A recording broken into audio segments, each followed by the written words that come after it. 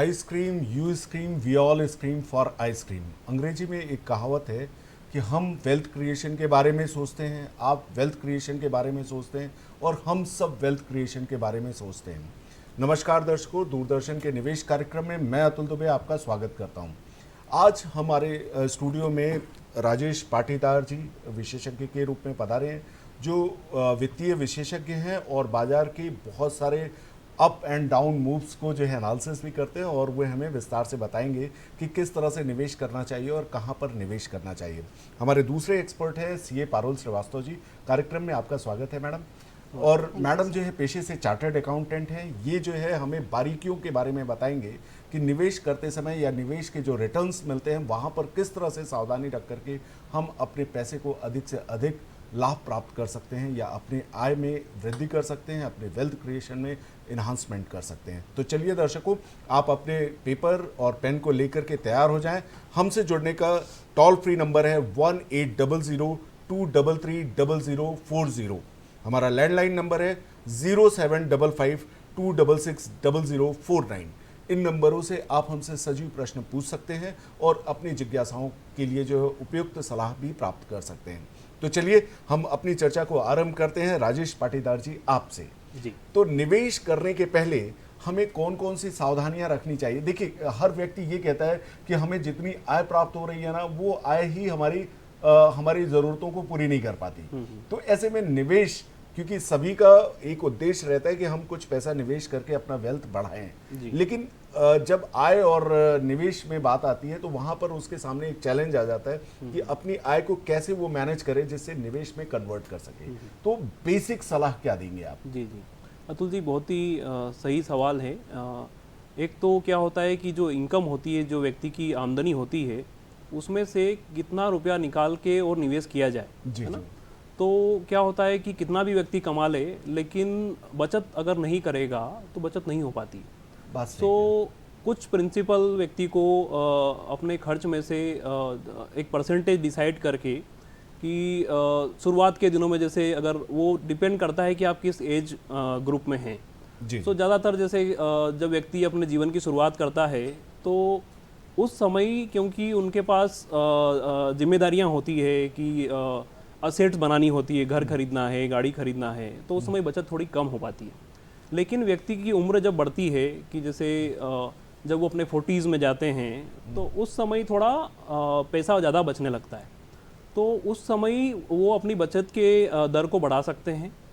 दूसरा, बचत करते समय सबसे पहले ये देखना चाहिए कि जिस भी जगह हम पैसा लगा रहे हैं वहाँ पर उसका रिस्क क्या है ना। उसमें जो हम पैसा लगा रहे हैं, मतलब पहला इन्वेस्टमेंट का प्रिंसिपल ये होना चाहिए कि प्रिंसिपल शुड बी सेफ, मतलब जो पैसा हम लगा रहे हैं वो सेफ होना चाहिए जी। और इन्वेस्टमेंट जो है वो एक आय का साधन बन सकता है। एक समय के बाद में जब आप इन्वेस्टमेंट करते हैं तो उससे जो रिटर्न मिलता है आपको, वो भी आपकी आय में वृद्धि कर सकता है। जी बिल्कुल। तो चलिए अब इसी चर्चा में हम आगे बढ़ते हैं। पारुल मैम, आपसे पूछना चाहेंगे कि टैक्स का प्लानिंग कैसे करें। एक आम व्यक्ति जिसको कि बहुत सारे इफ एंड बट्स, वो हर व्यक्ति सीए की तरह एक्सपर्टीज नहीं प्राप्त कर सकता, या उसका मतलब सोचना समझना और प्लानिंग एक सीए की तरह नहीं हो सकता। तो आप एक लेमैन भाषा में सभी को क्या बोलेंगे कि किस तरह से वो टैक्स प्लानिंग करें जिससे उनके ऊपर टैक्स का भार कम से कम आए? ठीक है, देखिए ये क्वेश्चन अभी बहुत ही रेलेवेंट है, क्योंकि जैसे आपने शुरू किया था कि जब हमारे पास पैसे होते हैं तो हम बहुत सारे ऑप्शंस ऐसे होते हैं, जब हम सोचते हैं कि बहुत सारा प्रॉफिट मिल जाए, बहुत सारा कमा लें और बहुत ही कम टाइम में कमा लें। पर हमेशा टैक्स प्लानिंग जो हमारी प्लान की गई है इनकम टैक्स एक्ट में, वो बहुत ही अच्छे से की गई है। मतलब उसका उद्देश्य ये है कि लोग अपनी ज़रूरतों को पहले पूरा करें और उसके बाद ही अपने प्रलोभन में पड़ें। तो सबसे इम्पॉर्टेंट है यहाँ पर लाइफ इंश्योरेंस लेना। और हम किसी भी व्यक्ति के लिए ये सजेस्ट करेंगे कि आपको एक लाइफ इंश्योरेंस पॉलिसी ज़रूर लेनी चाहिए, क्योंकि इसका बेनिफिट हमें डिडक्शन में भी मिलता है इनकम टैक्स से। तो लाइफ बिल्कुल इंश्योरेंस सही कह रहे हैं कराना आप। कई बार क्या रहता है कि आपने निवेश कर तो दिया, लेकिन कुछ आकस्मिक खर्चों की वजह से आपको वो निवेश तोड़ना पड़ जाता है। जी। तो आपका सजेशन जो है बिल्कुल मुझे उपयुक्त लग रहा है कि अगर निवेश इंश्योरेंस के माध्यम से है तो आप सुरक्षित हैं, आपको हाँ। उस किसी भी आकस्मिक परिस्थिति में निवेश तोड़ना नहीं पड़ेगा। जी, बहुत और अच्छी बात और वो ये है कि आपके जाने के बाद आपके परिवार को भी वो मिलेगा। मिलेगा। तो ये एक और कुछ इंश्योरेंस ऐसे होते हैं जो बहुत ही सस्ते होते हैं, जी। जिनको हम टर्म इंश्योरेंस कहते हैं, जो बहुत ही मिनिमम अमाउंट में, बहुत ही कम अमाउंट में आपकी लाइफ को सिक्योर कर देते जी। हैं। दूसरा, मैं हमेशा बोलूँगी कि एक हेल्थ इंश्योरेंस पॉलिसी ज़रूर किसी को भी होनी लेनी चाहिए। चाहिए। इनकम टैक्स में इसकी छूट बहुत अच्छी है, 25,000 खुद के लिए है, और अगर आप अपने पेरेंट्स के लिए भी हेल्थ इंश्योरेंस लेते हैं तो अगर वो सीनियर सिटीज़न हैं तो उसका बेनिफिट 50,000 तक आपको मिलता है अपनी आय से। तो ये एक बहुत ही अच्छी स्कीम है और ये बहुत ज़रूरी है। जैसे हमने कोरोना काल में देखा, जिनके पास हेल्थ जी। इंश्योरेंस था वो अपनी हेल्थ इंश्योरेंस के वजह से अच्छा ट्रीटमेंट ले पाए, और आप कभी भी बीमार पड़ें तो ये पॉलिसीज़ आपको काम आ सकती है। और इसी तरीके से, क्योंकि हम जानते हैं कि जो इनकम टैक्स एक्ट में, जैसे मैंने आपको पहले भी बताया, कि ऐसी चीज़ों को ज़्यादा प्रमोट किया जाता है जो बेसिक नेसेसिटी है। जी, हमसे एक दर्शक जुड़ चुके हैं, नंद स्वरूप जी बाराबंकी से। नंद स्वरूप जी नमस्कार। नंद स्वरूप जी नमस्कार, आपको हमारी आवाज आ रही है? जी, मैं जानना चाहता था कि छोटा परिवार आय कम है तो उसको सर, आप अपने टीवी की आवाज, उसका भी लाभ हो। और नंद स्वरूप जी आप अपने टीवी का वॉल्यूम कम कर लें। मैं जानना ये चाहता हूँ कि जो जो जो जिसकी आय बहुत कम है तो ऐसे व्यक्ति को किस क्षेत्र में निवेश करना चाहिए जिससे उनका भी भला हो, देश के लिए कुछ कर सके। बहुत लोग ऐसे हो कि जिनके लोग बहुत भरे हैं, न फैमिली कमा कर सकते, न उनके हित के लिए है, तो ऐसे लोगों को कौन सा सुझाव आप देंगे? जी, इनका प्रश्न जो है आपसे जी, जी। कि परिवार छोटा है, आय कम है, तो जी क्या? नंद किशोर जी, बहुत ही सही सवाल है आपका कि क्या हो रहा है कि सिर्फ भारत में ही नहीं, विश्व में भी जो जी। कमाई की जो गैप है वो बढ़ती जा रही है। जी। तो लेकिन जो बचत की आवश्यकता है वो छोटे व्यक्ति को कई गुना ज़्यादा है बड़े व्यक्ति से, क्योंकि उनके पास उतना धन या जो संसाधन होते हैं कि वो अपने जीवन के जो लक्ष्य होते हैं या जो भी काम होते हैं उनको आसानी से कर पाते हैं। जी। तो ये सवाल में मैं ये कहूँगा कि व्यक्ति की इनकम से डिपेंड नहीं करता कि कितना आपको बचाना चाहिए। छोटी सी छोटी बचत भी मैं आपको मायना रखती है। तो जैसे क्या होता है कि हर व्यक्ति के जीवन के एक पारिवारिक जीवन जो व्यक्ति होता है उसका अपने लक्ष्य होते हैं। तो जैसे बच्चे हैं तो बच्चों का प्राइमरी एजुकेशन होगा, फिर हेल्थ उनका हायर एजुकेशन आएगा, फिर वो शादी होगी उनकी। तो और सबसे बड़ा जो एक लक्ष्य होता है कि व्यक्ति का खुद का रिटायरमेंट होता है ना। तो इन सब उद्देश्य के लिए बचत करनी होती है। सो अगर आप बचत न भी करेंगे तो वो उद्देश्य तो आने वाले हैं। मतलब बच्चों को आपको पढ़ाई के लिए भेजना ही है, आपका रिटायरमेंट भी आने ही वाला है। तो जितनी जल्दी आप उसकी शुरुआत करेंगे तो उतनी जल्दी जो है वो इन्वेस्टमेंट कॉर्पस आपका धीरे धीरे बढ़ता जाएगा। और कहा गया है कि विश्व का आठवां अजूबा जो है कंपाउंडिंग है। जी, कंपाउंडिंग। मतलब अगर आपने सही समय पर इसका निवेश आरंभ कर दिया तो एक आने वाले समय में ये इतना अच्छा रिटर्न देगा जो कि एक किसी अजूबे से कम नहीं होगा। हाँ, मैं आपको एक रफ फिगर बताना चाहता हूँ कि अगर कोई व्यक्ति जैसे किसी बेटे या बेटी का जन्म हुआ और उस समय से अगर 1,000 रुपये महीने की बचत करे जी, और बच्चे जब 20-22 साल के या 25 साल के जब होते हैं, जब वो कॉलेज में जाने की उम्र होती है या उनके विवाह की उम्र होती है, तो 1,000 रुपये इन्वेस्ट करने में 25 वर्ष अगर इन्वेस्ट करता है और कम से कम रिटर्न भी हम लें आज कि मान लो कि 10% रिटर्न भी आया, मतलब अगर मार्केट का स्टैंडर्ड रिटर्न देखें तो 14-15% है, लेकिन मैं 10% रिटर्न भी पकड़ूं तो वो करीबन 25 साल में 17-18 लाख रुपए हो जाता है। बताइए, तो मतलब 1,000 रुपए की बचत से आप जो एक अच्छा कॉर्पस इकट्ठा कर सकते हैं। तो नंद किशोर जी, मुझे लगता है आपके प्रश्न का उत्तर आपको मिल चुका होगा।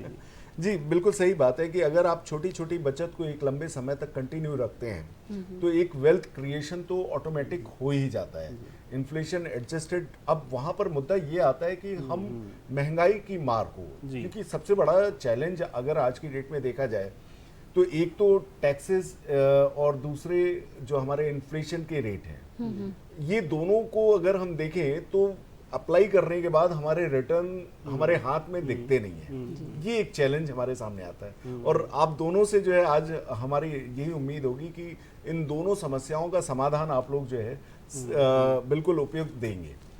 इसमें जैसे कि मैंने कहा रिटर्न इन्फ्लेशन एडजस्ट करने के बाद हमारे पास बहुत कम दिखता है जी।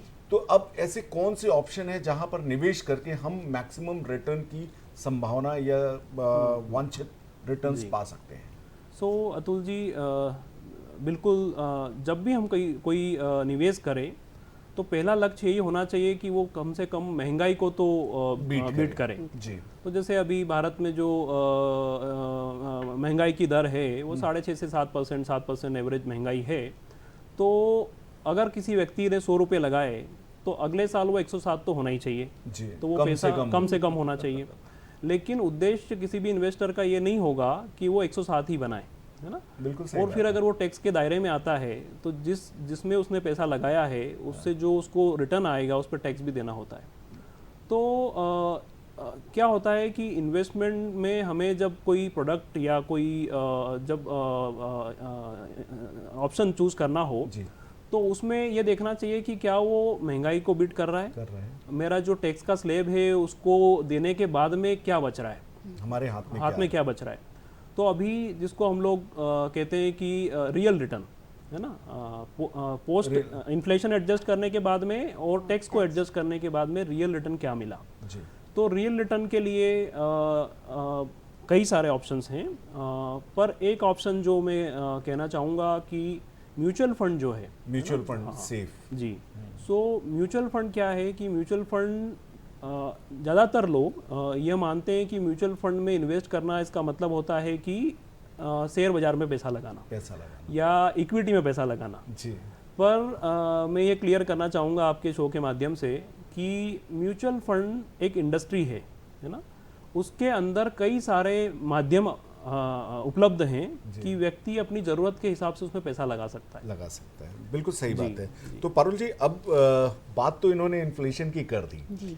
और इन्फ्लेशन से एडजस्टेड रिटर्न भी बता दिया कि जहां पर जो है म्यूचुअल फंड एक ऐसा ऑप्शन है कि इन्फ्लेशन एडजस्ट करने के बाद आदमी के हाथ में एक ठीक ठाक रिटर्न आ जाता है जी। लेकिन फिर आपका टैक्स वो जो है इनकम को बिल्कुल ऐसे खत्म करता है।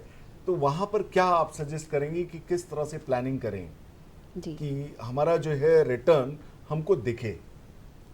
टैक्स प्लानिंग में कौन कौन से इंपॉर्टेंट स्टेप्स लिए जाएं जिससे हमारे रिटर्न को और प्रभावी बनाया जा सके? तो देखिए, जब हम स्पेशली म्यूचुअल फंड की बात करते हैं तो इसमें जैसे अगेन मैं बोलूँगी इनकम टैक्स एक्ट में बहुत ही स्पेसिफिकली सपोर्ट है इक्विटी लिंक म्यूचुअल फंड्स को जो इक्विटी बेस्ड होते हैं, जिसे आपको बताएंगे राजेश जी की इक्विटी बेस्ड होते हैं और एक डेट बेस्ड म्यूचुअल फंड्स होते हैं।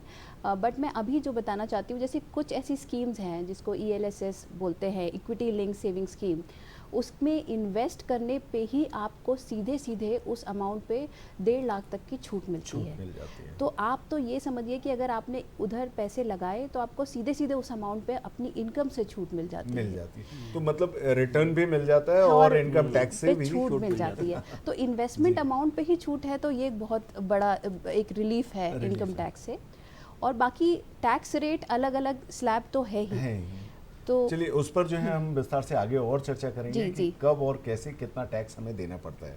तो म्यूचुअल फंड का आपने जैसे बताया कि म्यूचुअल फंड एक बेहतर ऑप्शन है और ये चूंकि देखिए मुझे भी यही लगता है कि अगर एक इन्वेस्टमेंट या हमारा निवेश जो है बाजार में होता है या बाजार के अधीन होता है तो वहाँ पर दो चीज़ें आती हैं। एक तो रिस्क का भी वो आता है कि रिस्क हम कैसे कैलकुलेट करें या रिस्क को हम कैसे मिटिगेट कर पाएँ अपने फाइनेंशियल प्लानिंग में, उसके बारे में आप हमें जो है बताएं। देखिए क्या है, जब भी पैसा हम कहीं लगाते हैं, सिर्फ म्यूचुअल फंड में ही नहीं, कहीं भी किसी भी एसेट क्लास में जब पैसा लगाते हैं तो रिस्क तो होती है जी, लेकिन वो रिस्क व्यक्ति के रिस्क लेने की क्षमता के अनुसार है या नहीं है, ये देखना बहुत आवश्यक है।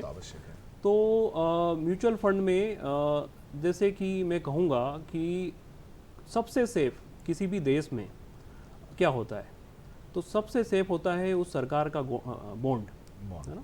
तो आज भारत सरकार का जो बॉन्ड है, क्योंकि सोवेरियन गारंटी है, उससे सेफ कोई भी एसेट नहीं है। जी जी। तो भारत सरकार का बॉन्ड जो है वो व्यक्ति डायरेक्टली जाके ऐसे बॉन्ड बाई नहीं कर पाता है।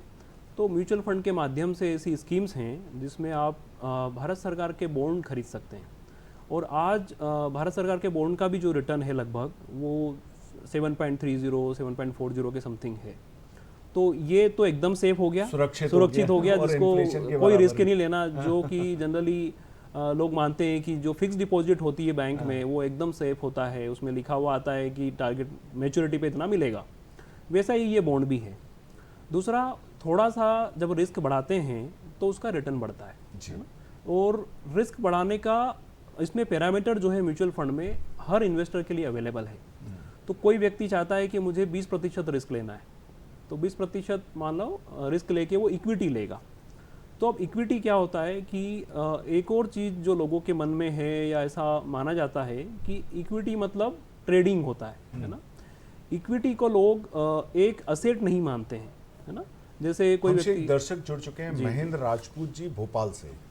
महेंद्र जी नमस्कार। महेंद्र जी, आपको आवाज आ रही है हमारी? आप अपने टीवी का वॉल्यूम कम करके हमारी आवाज सुने।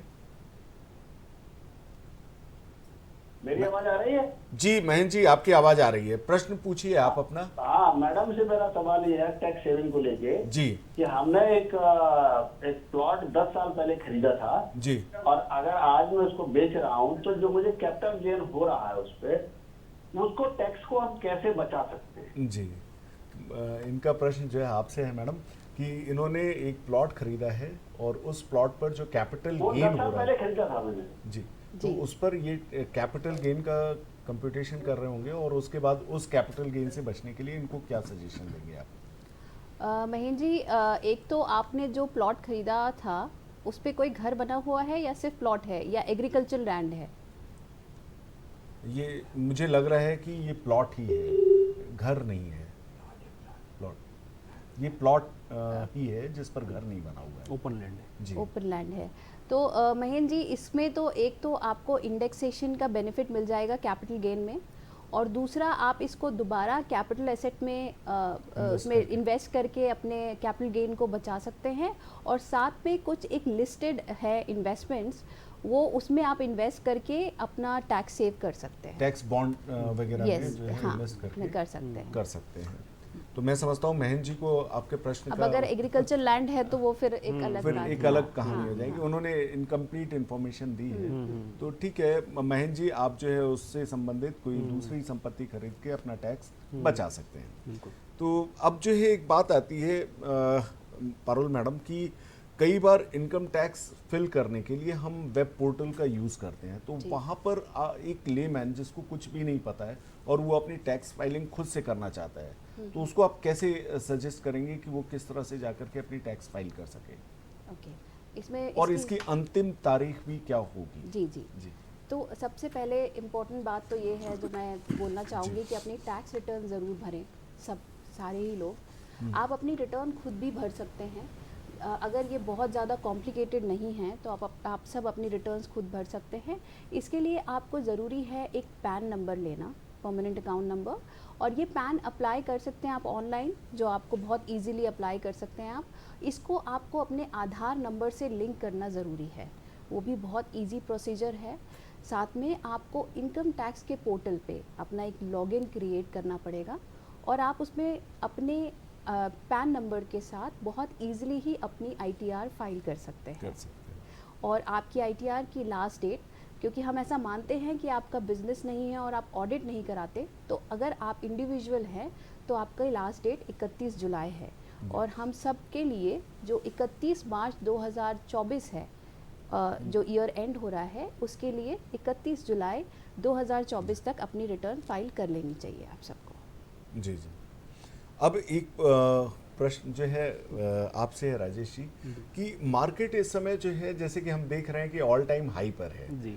और ये बात सच है कि म्यूचुअल फंड में किया गया निवेश जो है स्टॉक मार्केट में निवेशित किया जाता है। जी। तो क्या जब मार्केट बिल्कुल लाइफ टाइम हाई पे हो तो किसी नए निवेशक को यहाँ पर निवेश आरंभ करना चाहिए? बहुत ही सही सवाल है। और अभी हम भी हमारे जो क्लाइंट से मिलते हैं तो रोज़ सभी यही सवाल पूछ रहे हैं। तो क्या होता है कि ऑल टाइम हाई जो है ना, ये एक वर्ड जो है ये मार्केट के हिसाब से सही नहीं है, मैं कहूँगा। जब बाजार चालू हुआ था 100 से, तो कभी वो 5,000 भी हुआ, कभी 10,000 भी हुआ, कभी 40,000 भी हुआ, और आज 72,000 है। तो जब वो 100 से शुरू होकर 72,000 तक आया है, तो रोज ही कभी ना कभी तो उसने हाई बनाया है ना। अभी जब 50,000 था तो लोग कहते थे कि क्या है ये 60,000 हो जाएगा, तो 60,000 भी हो गया। जब 60,000 था तो कहते थे कि 70,000 हो जाएगा, 70 भी हो गया, आज 72,000 हो गया। तो अब आज जो इन्वेस्टर आ रहा है, आज जो भी निवेशक आ रहा है, तो वो तो ये चाहता है कि ये 72 से 80 हो या वो 1 लाख हो, तो ही उसको रिटर्न बनेंगे। तो उसको ये देखना चाहिए कि ये 72 से 80 या 1 लाख होगा कि नहीं होगा, है ना। सबसे पहला काम उसको ये करना चाहिए। तो उसको देखने के लिए क्या होता है कि ये यहाँ तक जो पहुँचा है बाजार, वो कैसे पहुँचा है ना। तो जो प्रॉफिट होता है, जो भी अगर हम एकदम इंडेक्स लेवल पे बात करें कि सेंसेक्स की जो कंपनियां हैं या निफ्टी की जो कंपनियां हैं, उस कंपनियों ने इतने सालों से क्या प्रॉफिट बनाया है, उस प्रॉफिट के माध्यम से ही ये सेंसेक्स बढ़ता है ना। तो मैं ताज़ा अभी कहूँगा कि कल 2 आईटी कंपनियों के रिजल्ट आए कि टीसीएस और इन्फोसिस के। तो टीसीएस इन्फोसिस ने जो उनके रिजल्ट ठीक रहे उस तरीके से, तो बाजार थोड़ा सा उस दिशा में रहा। तो शॉर्ट टर्म में ये होता है, पर लॉन्ग टर्म में जो है वो बाजार ओवरऑल अर्निंग पे चलता है। तो हमें ऐसा लग रहा है कि 2024 जो है, और 24-25 या 25-26 का भी आगे का जो अर्निंग फोरकास्टिंग है वो अच्छी रहेगी। तो मतलब अगर आप लंबे समय के लिए निवेशित होना चाहते हैं तो बिल्कुल बाजार में आए और निवेश करें, या म्यूचुअल फंड में निवेश करें, जिससे आपका रिटर्न जो है अच्छा हो। बिल्कुल। तो अर्निंग अगर कॉर्पोरेट की आती रहेगी तो ये बाजार भी बढ़ता रहेगा। जी। पारुल मैम, निवेश का एक माध्यम घर भी होता है। कई बार हम लोग जो है घर में भी निवेश करते हैं, तो निवेश और अच्छा, एक व्यक्ति एक से अधिक घर भी ले लेता है, तो वहाँ पर किस तरह से टैक्स का, जैसे अगर हमने एक से अधिक घर ले लिया और उस घर को हम किराए पे दे करके किराया प्राप्त कर रहे हैं, तो वो भी हमारे एक निवेश का एक माध्यम ही है।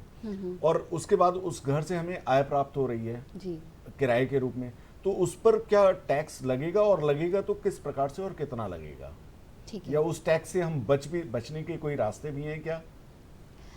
जो हम घर लेने का जो निवेश की बात कर रहे हैं, तो उसमें एक बहुत ही इम्पॉर्टेंट एस्पेक्ट है कि जब भी हम घर खरीदते हैं, तो अगर हम उस पर हाउसिंग लोन लेते हैं, तो उसके जो ब्याज पे, हाउसिंग लोन का जो ब्याज है वो भी हमें छूट की तरह अलाउ होता है। और साथ में जो प्रिंसिपल रिपेमेंट है, जो अपार्ट फ्रॉम द इंटरेस्ट, वो भी हमको छूट की तरह अलाउ होगा। तो यहाँ पे डबल बेनिफिट है। तो अगर हमारे पास कुछ एक्स्ट्रा अमाउंट है भी, तो हम बहुत प्रेफर करेंगे कि एक हाउसिंग लोन लिया जाए, जो कि हमारी इनकम में से डिडक्ट हो जाएगा। और ये डिडक्शन ये एकमात्र ऐसा लोन है जिसके इंटरेस्ट और प्रिंसिपल दोनों की ही छूट हमको मिलती है हाउसिंग लोन से। और अगर हमारे पास एक से ज़्यादा मकान हैं, तो हमें दूसरे वाले की आय को एक तरह से, क्योंकि जो एक मकान है जिस पे हम खुद रहते हैं उस पे तो कोई इनकम टैक्स नहीं लगेगा, जो दूसरा मकान है उस पे हमको एक हेड होता है इनकम अंडर हाउस प्रॉपर्टी, वो उस पे हमें टैक्स भरना पड़ेगा। बट उस पे भी बहुत सारी छूट हैं, जो उस मकान को रख रखाव में या उसके जो भी खर्चे हैं उसको अलाउ करने के बाद बहुत ही कम टैक्स उसमें हमारा आता है, एप्लीकेबल होता है। यस। बट हाँ, जनरली अगर आपके एक से ज़्यादा मकान है तो वो ज़्यादा प्रमोट नहीं करती गवर्नमेंट, इसलिए उस पर ज़्यादा छूट नहीं देती। ठीक है। हाँ। लेकिन निवेश के माध्यम में उसको बिल्कुल देखा जा सकता है, बिल्कुल देखा जा सकता है, बिल्कुल देखा जा सकता है। और सबसे अच्छी बात यह है कि जो रियल एस्टेट में है, जो अमाउंट जिस तरीके से इंक्रीज़ होता है, जिस रेट पे इंक्रीज़ होता है, उतना टैक्सेशन नहीं लगता उसके बेचने पे। और अब जैसे कि हमारे पास एक सवाल भी आया था कि जब उस पर टैक्सेशन भी लगता है और अगर उस अमाउंट को दोबारा इन्वेस्ट कर दें, तो वो भी बचा ले सकते हैं जी। सकते हैं हम। राजेश पाटीदार जी, एक बहुत ही कॉम्प्लिकेटेड काइंड ऑफ तो नहीं कहूँगा, लेकिन एक बहुत ही विश्लेषणात्मक क्वेश्चन जो है मेरे दिमाग में आ रहा है, वो मैं आपसे पूछना चाह रहा हूँ जी। कि अगर as a investor, as a retail investor, जी। आपके पास ऑप्शन है कि हाँ, आप घर में भी निवेश कर सकते हैं और म्यूचुअल फंड में भी निवेश कर सकते हैं, तो आप किसको चूज करेंगे? देखिए, जैसा मैम ने कहा कि पहला घर तो व्यक्ति का लेना ही चाहिए। हाँ, एक और घर आपके पास होने के बाद जी, जी। दूसरे घर में निवेश करने के लिए अगर जी। आपको तुलनात्मक अध्ययन करना हो जी। कि आप जो है दूसरा घर लेंगे जी। या म्यूचुअल फंड में निवेश करेंगे, जी। तो आप किसको प्रेफरेंस देंगे और क्यों देंगे? देखिए, दोनों असेट क्लास अलग अलग हैं, जी। तो दोनों के पॉजिटिव नेगेटिव भी अलग अलग हैं। जी, बिल्कुल। तो वो तो व्यक्ति के ऊपर भी निर्भर करता है कि उसका प्रेफरेंस क्या है। क्या होगा? अगर वो चाहता है कि मुझे दूसरा घर बनाना है, वो रहने के लिए नहीं, लेकिन उसको मैं रेंटल इनकम बनाना चाहता हूँ, या ऐसी सोच है तो और दोनों का मुख्य उद्देश्य क्या है? आय प्राप्त करना और कैपिटल अप्रिशिएशन अप्रिशिएशन करना। जी। तो इसलिए जो है जी, बहुत कुछ तो क्लियर है कि हाँ, अपने हाँ। उद्देश्य क्या है। पर एक चीज़ है, क्या होता है कि म्यूचुअल फंड जो है ना, उसमें एक तो लिक्विडिटी होती है। मतलब ये लिक्विडिटी का मतलब मैं कहूँगा कि व्यक्ति जैसे कोई ज़मीन लेगा, तो ज़मीन आज क्या है, उसकी कीमत ज़्यादा होती है। मतलब आज व्यक्ति लाख रुपए में ज़मीन नहीं खरीद सकता, है ना। लेकिन म्यूचुअल फंड में तो वो व्यक्ति 10,000 रुपये भी लगा सकता है ना, 5,000 रुपये भी लगा सकता है। फिर क्या होता है कि जैसे 10 लाख रुपए में किसी व्यक्ति ने कोई ज़मीन खरीदी, हाँ। और 10 लाख रुपए में म्यूचुअल फंड में लगाए, है ना। जी। सो उसको अगर मान लो 6 महीने बाद 1 लाख रुपए की आवश्यकता है, तो वो ज़मीन का टुकड़ा नहीं बेच सकता, लेकिन पूरी ज़मीन ही बेचना पड़ेगी। लेकिन म्यूचुअल फंड में वो 1 लाख रुपए का निकाल सकता है ना। दूसरा क्या है, वो ज़मीन जो है वो एक किसी क्षेत्र में लेगा, किसी एक शहर में लेगा, तो क्या होता है कि वो कंसंट्रेशन जिसको हम कहते हैं कि उसी ज़मीन पे उसका पूरा पैसा लगा हुआ है। तो किसी कारणवश मान लो कि गवर्नमेंट की कोई ऐसी पॉलिसी आ गई, या जहाँ उसने ज़मीन ली वहाँ पर कोई रोड निकल गया या ऐसा कुछ हो गया, तो उससे उसको हानि हो सकती है, या जो जिस उद्देश्य से उसने जो ज़मीन ली है उसमें उसको फ़ायदा नहीं होता। म्यूचुअल फंड की खूबसूरती ये है कि म्यूचुअल फंड में पैसा एक जगह नहीं लगता, वो कई जगह लगता है। तो जैसे अगर वही 10 लाख रुपए अगर वो म्यूचुअल फंड में लगाएगा, तो म्यूचुअल फंड में क्या होता है कि 60, 70, 50 कम से कम इतनी तो सिक्योरिटी होती है। जी। फिर म्यूचुअल फंड में जैसा हमने पहले भी डिस्कस किया कि वो डिसाइड कर सकता है कि उसको इक्विटी में लगाना है या उसको बॉन्ड में लगाना है, या अभी तो वो सोने में भी लगा सकता है, सोना या चांदी, इस तरीके के ऑप्शन भी म्यूचुअल फंड में अवेलेबल हैं। तो वो अपने इन्वेस्टमेंट को डाइवर्सिफाई कर सकता है। जी। और अगर हम ये देखें कि मान लो 10 लाख रुपए म्यूचुअल फंड में लगाए और 10 लाख रुपए ज़मीन में लगाए, 5 साल के बाद में अगर वो रिव्यू करता है जो भी निवेशक है कि दोनों में क्या ग्रोथ हुई, तो अगर म्यूचुअल फंड के 10 लाख रुपए मान लो कि 18 लाख रुपए हुए, और ज़मीन के 10 लाख रुपए 20 लाख रुपए हो गए, है ना। तो निवेशक तो ये कहेगा कि मुझे वहाँ ज़्यादा फायदा हुआ, है ना, 2 लाख रुपए का फ़ायदा ज़्यादा हुआ। पर उसे ये देखना है कि ये 2 लाख रुपए का फ़ायदा किस रिस्क के साथ में आया, है ना। म्यूचुअल फंड ने उसको इतनी सारी सुविधाएं दी, है ना। एक तो उसमें पार्शियली निकाल सकता था, फिर इतना डाइवर्सिफिकेशन था, तो वो पूरी मतलब तरह अगर नटशेल में हम बात को समझें जी, तो वहां पे हमारे पास अपॉर्चुनिटी लिक्विडिटी की है, जी, पार्शियल विड्रॉल की है, जी, और रिटर्न्स भी ठीक ठाक मिल जाते हैं। हाँ, अगर मोटा रिटर्न अगर अभी तक का देखें पुराना, तो अच्छा है। तो अब पारुल मैम, एक प्रश्न ये आता है कि राजेश जी से तो ये क्लियर हो गया कि लिक्विडिटी है, टैक्स मतलब वो अपने को पार्शियल विड्रॉल भी हो सकता है। अब मैं टैक्स पॉइंट ऑफ व्यू से ये समझना चाहूंगा कि एक निवेशक को उस घर में पैसा लगा देना चाहिए या म्यूचुअल फंड में लगा देना चाहिए, कहां पर टैक्स लायबिलिटी उसकी कितनी ज्यादा बनेगी अगर वो साल भर के अंदर दोनों को बेचने की कोशिश करता है? तो देखिए एक्चुअली साल भर के अंदर तो एक ऐसा क्वेश्चन है कि एक घर को अगर साल भर के अंदर आप बेचने की कोशिश करेंगे तो बहुत ज़्यादा टैक्स लगेगा। अगेन यहाँ पर क्वांटम का अंतर है। जब हम म्यूचुअल फंड पे डील करते हैं तो एक छोटे फैमिली में 1,000 रुपये की SIP से भी हम म्यूचुअल फंड कर सकते हैं, और उस अमाउंट में बहुत सारी वैरायटी है। जैसे हम ये सारी बातें कर रहे थे, उसमें मैं एक एडिशन ये करना चाहती थी कि जो क्वांटम ऑफ इन्वेस्टमेंट है वो बहुत ही छोटा भी हो सकता है। एक गरीब आदमी भी अपना 1,000 रुपये महीने से म्यूचुअल फंड का अकाउंट, बट जब हम प्रॉपर्टी या घर खरीदने की बात करते हैं तो वो बहुत लमसम इन्वेस्टमेंट है। तो सबसे बड़ी बात यह है कि जब हम शॉर्ट टर्म इन्वेस्टमेंट के तौर पे सोचते हैं तो घर खरीदना कभी भी शॉर्ट टर्म के लिए नहीं हो सकता। बिल्कुल सही और बात है। जो सारे बेनिफिट है वो उस घर के लिए है जो हम वो अपने यूज़ के लिए खरीद रहे हैं। क्योंकि अगेन हम बात कर रहे हैं उन चीज़ों के लिए ज़्यादा बेनिफिट मिलते हैं जो हमारे लिए मैंडेटरी हैं। और यहाँ पर भी जैसे अगर हम म्यूचुअल फंड की बात करें तो अगर हम छोटे से पीरियड के लिए होल्ड करना चाहें किसी भी म्यूचुअल कोई भी इन्वेस्टमेंट के लिए, तो घर फिर एक सही ऑप्शन नहीं होगा। तो मतलब दोनों की अगर हम गुणवत्ता पर देखें तो दोनों की अपनी अपनी गुणवत्ता है, जैसा कि राजेश जी ने भी कहा और आप भी कह रहे हैं। तो टैक्स का इशू जो है वो ज़्यादा कॉम्प्लिकेटेड होगा रेदर देन इन्वेस्टमेंट के रिटर्न्स। इन्वेस्टमेंट के रिटर्न्स तो ठीक ठाक मिल जाएंगे, लेकिन टैक्स की कॉम्प्लिकेशन शॉर्ट टर्म में ज़्यादा बनेगी। तो मेरा कहने मतलब मैं यही समझ पा रहा हूँ कि अपने को निवेश करते समय एक लंबी अवधि जरूर डिसाइड कर लेना चाहिए कहीं भी हम निवेश करें। और दोनों में ये जो बात निकल करके आई कि लिक्विडिटी आपको म्यूचुअल फंड में ज़्यादा मिल रही है in comparison to real estate में इन्वेस्टमेंट से। एक और पॉइंट नतुल जी मैं ऐड करना चाहूँगा कि किसी भी असेट क्लास में जब निवेशक पैसा लगाता है तो उसकी रिस्क तो उसके साथ में आती है। मतलब बिना रिस्क वाला प्रोडक्ट कुछ भी नहीं होता है ना। तो बैंक में भी पैसा रख बैंक में रखा है तो रिस्क, घर में तो रखा है आपके पास तो भी रिस्क है। तो रिस्क को कम करने का एक जो माध्यम है वो ये है कि उस असेट को आप समय दें, है ना, उसको पकने दें। मतलब मैं कहूँ तो क्या होता है कि जैसे आपने अभी एक हमने चर्चा की कि आज बाजार इतना ऊंचा है, सेंसेक्स, तो बाजार कई बार नीचे भी गया है ना, लेकिन जो निवेशक उसमें बना रहा वो ज्यादा लाभ, उसी को लाभ मिला।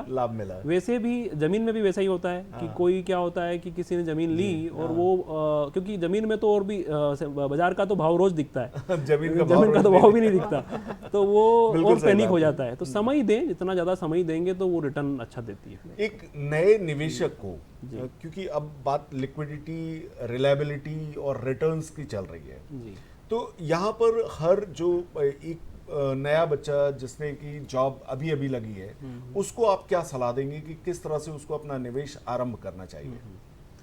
ये मैं कहूँगा कि नए निवेशक जो आ रहे हैं अभी वो मतलब मैं कहूँगा कि आई मस्ट अप्रिशिएट कि वो बहुत समझदार के साथ में अभी निवेशक बन रहे हैं। तो आज से 20 साल पहले या 30 साल पहले जो निवेश के जो माध्यम होते हैं उसके अलावा वो जो है उनका रिस्क एपेटाइट बढ़ गया है।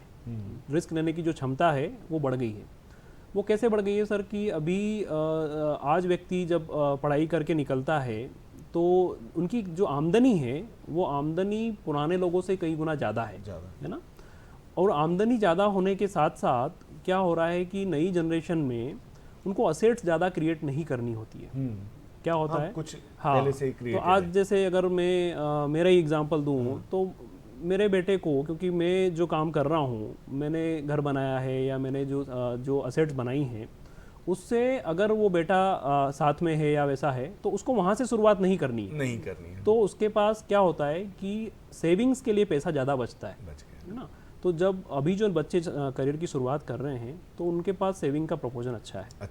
अब रही बात कि कहाँ लगाएं, तो क्या होता है कि जो पैसा है वो इन्वेस्टमेंट के जो एवेन्यूज़ हैं, जैसे इक्विटी इन्वेस्टिंग है या म्यूचुअल फंड के थ्रू पैसा लगाएं तो उसके थ्रू बहुत ज़्यादा डाइवर्सिफाइड करके लगा पाते हैं। तो मैं कहूँगा कि नए इन्वेस्टर को भी म्यूचुअल फंड के थ्रू ही एंट्री करना चाहिए इन्वेस्टमेंट की, और कर भी रहे हैं और अभी आप देखिए कि प्रति महीने जो म्यूचुअल फंड में पैसा आ रहा है वो करीबन 17,000 करोड़ रुपए 17 से 18,000 करोड़ रुपए जो है प्रति मंथ आ रहे हैं। जी पारुल मैडम, मेरा प्रश्न आपसे होगा कि अब जो नए निवेशक बन रहे हैं उनका जो है ये एक पेशेंस बड़ा कम है।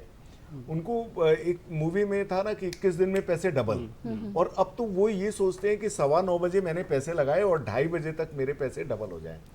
और इसी के रिगार्ड में अगर हम डाटा भी देखें तो तकरीबन 44 लाख नए डीमैट अकाउंट खुले हैं पिछले माह में। अगर हम देखें पिछले उसमें निकल करके आया था कि 44 लाख तकरीबन नए डीमैट अकाउंट खुल रहे हैं। मतलब लोगों का कंसंट्रेशन स्टॉक मार्केट या त्वरित पैसा बनाने में ज़्यादा जा रहा है।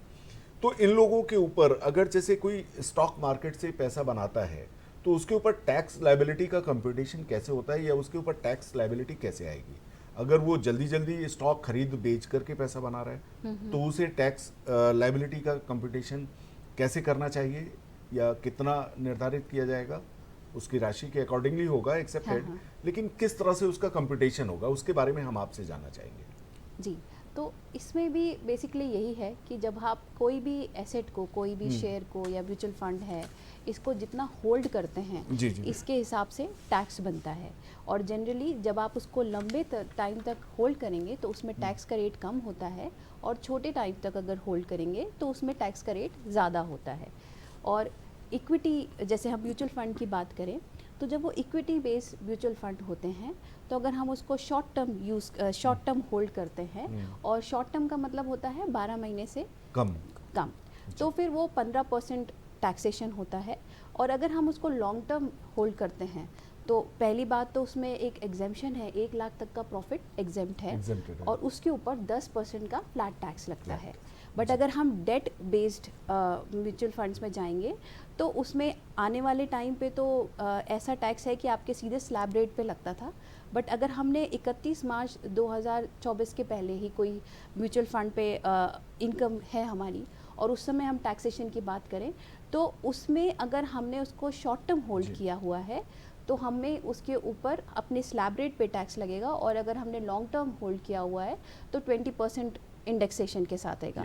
तो बेसिकली आप कोई भी एसेट को, कोई भी ट्रेडिंग जब आप करते हैं और उसको लॉन्ग टर्म होल्ड करते हैं तो टैक्स कम लगेगा उसके प्रॉफिट पे, और अगर उसको शॉर्ट टर्म होल्ड करेंगे तो प्रॉफिट पे टैक्स तो ज़्यादा मतलब लगेगा। आपका संदेश यही है कि जल्दी जल्दी ना बेचें, थोड़े लंबे समय तक रुक करके पेशेंसली जो है उसको और जैसे सर ने भी बताया कि हर तरीके से किसी भी एसेट को टाइम देना बेटर है, चाहे वो कोई भी एसेट हो, चाहे अपन हाउसिंग लोन के कैपिटल गेन की भी बात करें या किसी भी जब भी हम उसको ज्यादा होल्ड करेंगे तो टैक्स और कम होगा और आपको प्रॉफिट भी दिखेगा। और सरकार भी उसीलिए इंसेंटिव दे रही है। शॉर्ट टर्म में 15% है और लॉन्ग टर्म में 10% है, तो वो यही इसीलिए है कि 10% आप लंबा होल्ड करें।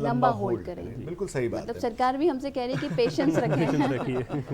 बिल्कुल सही है। अब आप मेरा राजेश जी आपसे प्रश्न है कि एक बार ये एसटीपी और एसडब्ल्यूपी जी को लेकर के निवेशक थोड़ा सा कंफ्यूज क्लियर तो है, लेकिन मतलब उतने अच्छे से इसका उपयोग नहीं कर पाते। जी जी। तो एसटीपी और एसडब्ल्यूपी को समझाएं और किस तरह से कोई निवेशक इसका लाभ ले सकता है, जी जी, इसको बताएं।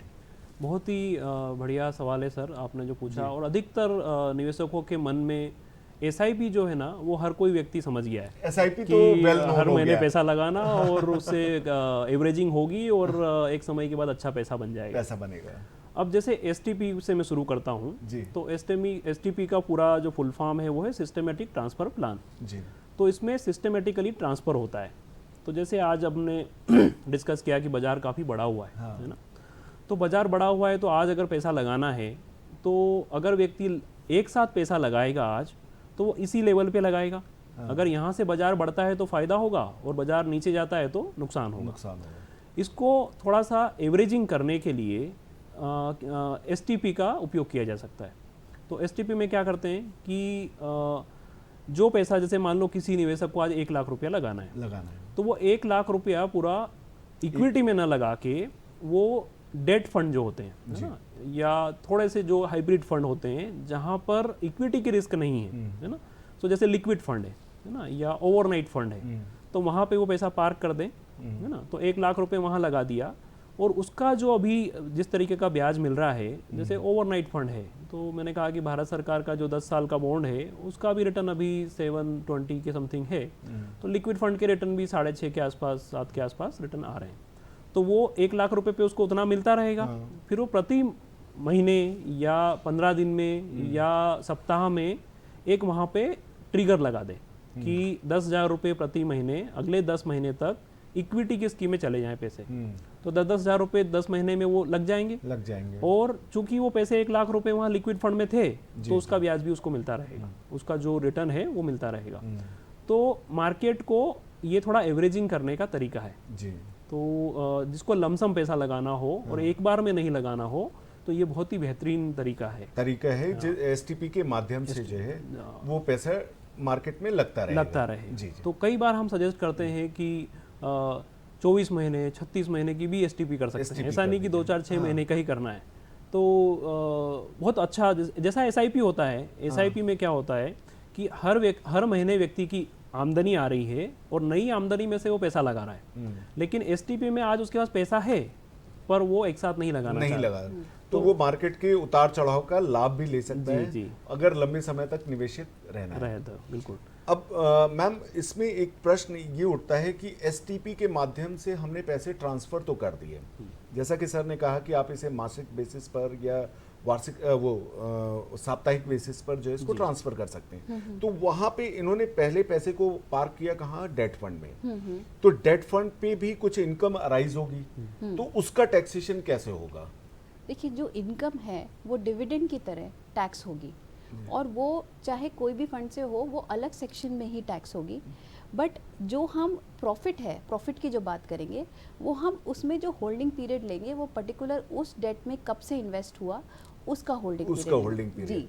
तो वो जब प्रॉफिट हम कैलकुलेट करेंगे, हाँ जी, तो वो इनकम में ऐड होगा, इनकम में ऐड होगा जी। तो वहां पर इस चीज का भी हमें प्लानिंग करते समय, जब हम टैक्स ये इन्वेस्टमेंट की प्लानिंग कर रहे हैं, तो ये भी हमें ध्यान में रखना चाहिए कि एसटीपी में जो लाभ हो रहा है, जहां पर हमारा बेसिक, जहां पे हमने पार्किंग की है, तो उसका भी हमको अपने इनकम में ऐड करके टैक्सेशन करना चाहिए।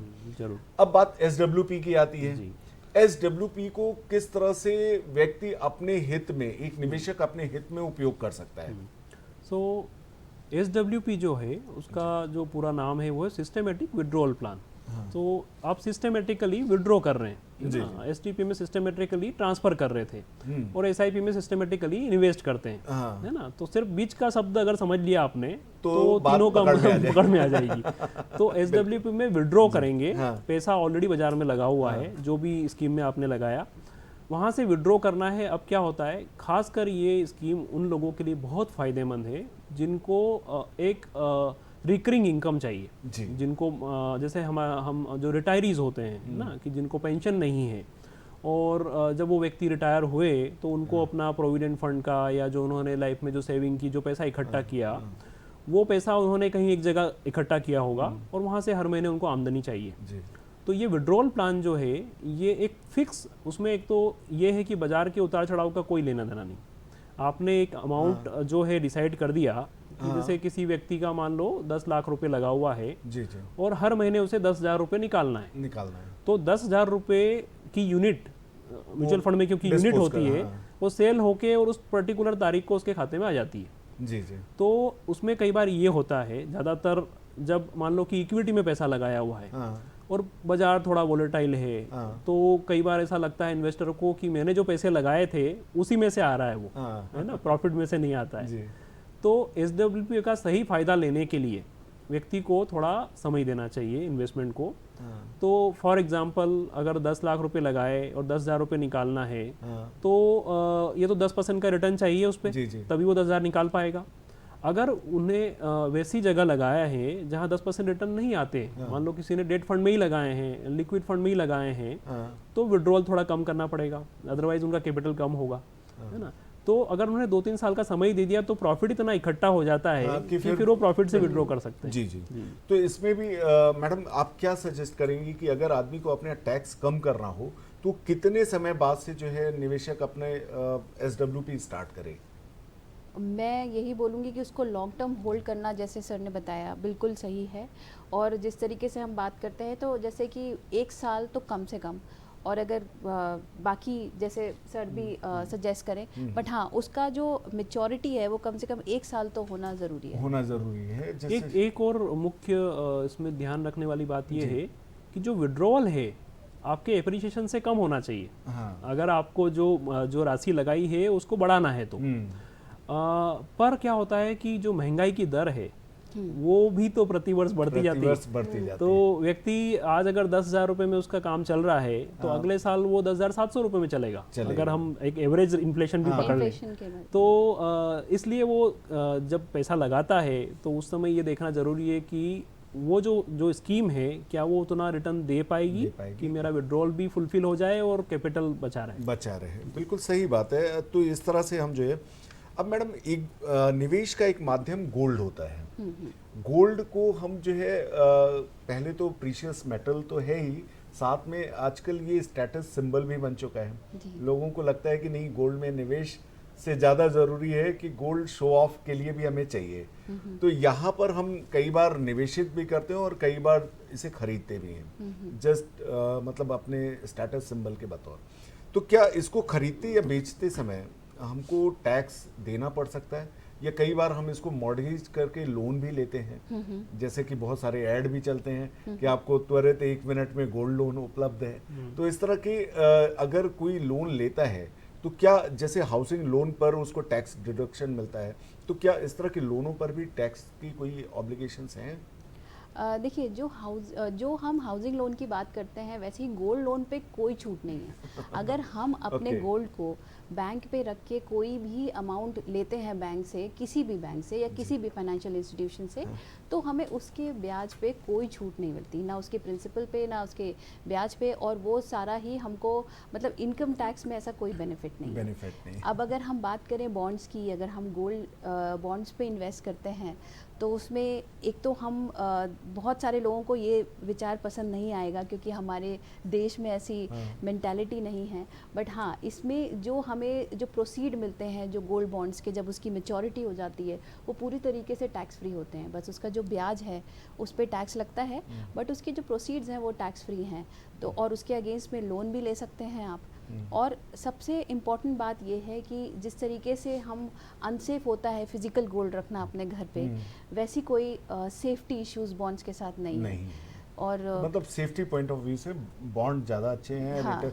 और सबसे इम्पॉर्टेंट चीज़ रहती है कि आपको गोल्ड जब बेचना पड़ता है या गोल्ड को आप लेकर के मार्केट में जाते हैं और बेचने, तो वहाँ पर बड़ा अलग अलग मिथ रहता है, वो भी एक प्रॉब्लम रहती है। हाँ। तो मैं समझता हूँ बॉन्ड में प्योरिटी को लेके कि किस कौन सा। हाँ जी, एग्जैक्टली।